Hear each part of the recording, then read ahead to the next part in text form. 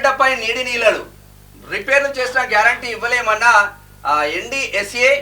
దానికి తగ్గట్టే పనులు మొదలు పెట్టగానే కొత్త సమస్యలు. 7వ బ్లాక్ లో భారీ గొయ్యి, అందులోంచి నీటి ఊటలు.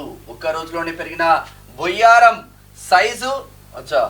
కొత్తగా మరో 2 గేట్లను కట్ చేయాలని అధికారుల నిర్ణయం. NDSA మధ్యంతర నివేదిక ఇచ్చి 3 వారాలు, ఇప్పటికీ మొదలు కాని జియో ఫిజికల్ జియో టెక్నికల్ టెస్టులు చేస్తేనే బ్యారేజ్ భవిష్యత్తు తేలుతుందంటున్న అధికారులు. దీని గురించి మాట్లాడు. కేటీఆర్ మాట్లాడుతున్నావు కదా, ఇప్పుడు 1000 కోట్లు ఇవి లంగమదలని మాట్లాడుతున్నావు కదా, దీని గురించి మాట్లాడరా బాబు. ఇది అయితే దీని గురించి కూడా నిన్న ఏం మాట్లాడిందంటే మొత్తం మీద అధికారులు క్లీన్ చిట్ ఇచ్చిళ్ళు ఒక్క 7వ బ్లాక్ తీసేస్తే ఇక సేఫ్ గా ఉంది అని చెప్పి వీళ్ళ లెటర్లు ట్విట్టర్ లో పెట్టుకున్నారు. దేంతో ఉందంతరిగా నిన్న సాయంత్రం మేడిగడ్డ బ్యారేజీ మేడిపండును తలపిస్తున్నది.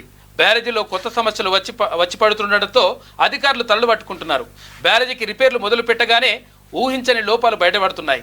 బ్యారేజీకి రిపేర్లు చేస్తున్నా భవిష్యత్తులో ఆ బ్యారేజీ పరిస్థితి ఏమిటన్న సందేహాలు ఉత్పన్నమవుతున్నాయి.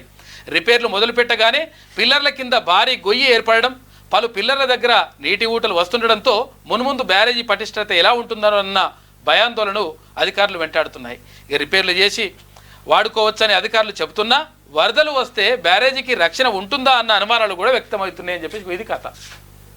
చూసుకో, ఈ లంగాలెక్కలు మొత్తం చేసి మళ్ళీ మేము అట్లా చేసినాం ఇట్లా చేసినాం పీకేసినాం అని చెప్పేసి మళ్ళీ ఇప్పుడు ఎమ్మెల్సీ ఓట్లలో ఎలక్షన్లలో ఓట్లాడుతందుకు వస్తున్నాడు. పైసలు ఇచ్చి కొందామని చూస్తున్నాడట.